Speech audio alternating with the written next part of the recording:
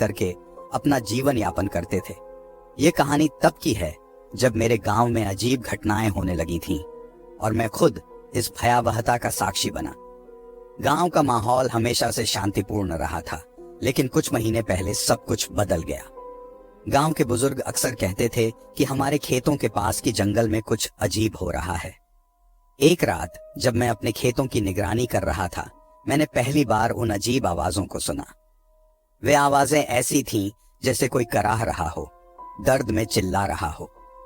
शुरुआत में मैंने सोचा कि यह कोई जानवर होगा, लेकिन जब मैंने चारों तरफ देखा तो मुझे कुछ नजर नहीं आया।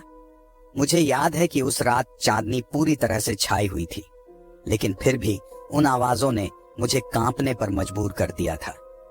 कुछ दिनों बाद गांव में एक बच्चा गायब हो गया। सबको शक था कि वह जंगल में चला गया होगा। गांव वाले डर गए थे और किसी ने उस जंगल में जाने की हिम्मत नहीं की। पर मैं अपनी हिम्मत जुटाकर अपने कुछ दोस्तों के साथ उस बच्चे को ढूंढने निकल पड़ा। जंगल के अंदर घुसते ही हमें एक अजीब सी बदबू महसूस हुई। वह बदबू सड़ांत और खून की मिली जुली थी। हम सबके दिल तेजी से धड़क रहे थे, लेकिन हम आगे बढ़ते रहे। जंगल के बीचों बीच हमें एक पुरानी और टूटी फूटी झोपड़ी मिली। वह झोपड़ी देखकर ही मन में डर समा गया था। हमने सोचा कि शायद बच्चा यहाँ कहीं छिपा हो, इसलिए हम अंदर गए। अंदर का नजारा दिल दहला देने वाला था। चारों ओर खून बिखरा हुआ था और दीवारों पर अजीब अजीब निशान बने हुए थे, जैसे किसी ने नाखूनों से खरोंचा हो। तभी हमें एक कोने में हलचल महसूस हुई। हम सबकी निगाहें उस दिशा में गईं और जो हमने देखा उसने हमारी जान सुखा दी। वहां वह बच्चा था, लेकिन उसकी हालत देखकर ही पता चल रहा था कि वह अब इस दुनिया में नहीं है। उसका शरीर विकृत हो चुका था, जैसे किसी ने उसे बड़ी बेरहमी से मारा हो। हम डर के मारे झोपड़ी से बाहर भागे और गांव लौट आए। गांव में जाकर हमने सबको बताया, लेकिन कोई हमारी बात पर विश्वास नहीं कर रहा था। सबको लगा कि हम डर के मारे कुछ ज्यादा ही बढ़ा चढ़ाकर बता रहे हैं। लेकिन कुछ दिनों बाद जब और भी लोग गायब होने लगे तो सबको हमारी बातों पर यकीन हुआ। गांव में अफवाह फैल गई कि जंगल में कोई दुष्ट आत्मा का वास है जो लोगों को मार रही है। हमने गांव के पंडित जी से मदद मांगी। पंडित जी ने बताया कि वह जगह श्रापित है।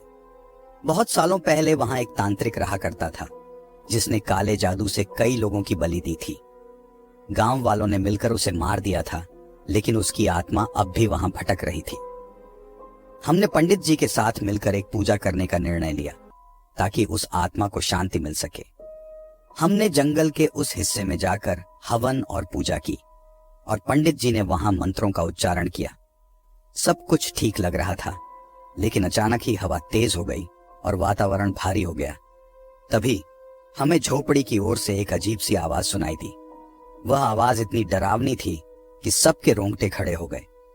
पंडित जी ने हमें बताया कि यह आत्मा का क्रोध है और हमें अब वापस लौटना चाहिए। लेकिन तभी झोपड़ी से एक काली छाया निकलकर हमारे सामने आ गई। वह छाया इतनी भयानक थी कि हम सब डर के मारे कांपने लगे। उस छाया ने पंडित जी की ओर इशारा किया और कहा, तुम्हारे मंत्र मेरे लिए कुछ नहीं, यह स्थान मेरा है और कोई मुझे यहां से नहीं निकाल सकता। पंडित जी ने अपनी सारी शक्ति लगाकर उस आत्मा को रोकने की कोशिश की, लेकिन वह छाया और भी भयानक हो गई। तभी एक तेज रोशनी चारों ओर फैल गई और वह छाया गायब हो गई। पंडित जी ने हमें बताया कि वह आत्मा अभी भी यहाँ है, लेकिन हमने उसे थोड़ी देर के लिए कमजोर कर दिया है। हमें इस स्थान को छोड़ देना चाहिए और कभी वापस नहीं आना चाहिए। हम सब ने पंडित जी की बात मानी और गांव लौट आए। उस घटना के बाद से हमारे गांव के लोग उस जंगल की ओर जाने से डरते हैं। वह झोपड़ी अब भी वहां खड़ी है, लेकिन कोई भी उसके पास जाने की हिम्मत नहीं करता। मैं आज भी उन घटनाओं को याद करता हूं तो रोंगटे खड़े हो जाते हैं। वह आत्मा अब भी वहां भटक रही है और हम सबके दिलों में उसका खौफ आज भी जिंदा है। यह कहानी इस बात की याद दिलाती है कि कुछ जगहें और घटनाएं ऐसी होती हैं जिनसे हमें दूर ही रहना चाहिए। कभी कभी हमें उन अज्ञात शक्तियों का सम्मान करना चाहिए जो हमारे समझ से परे हैं। उस खौफनाक रात के बाद गांव वालों ने तय कर लिया था कि उस जंगल और झोपड़ी की तरफ कोई नहीं जाएगा। हम सब ने मिलकर गांव की सुरक्षा के लिए रात में पहरा देने का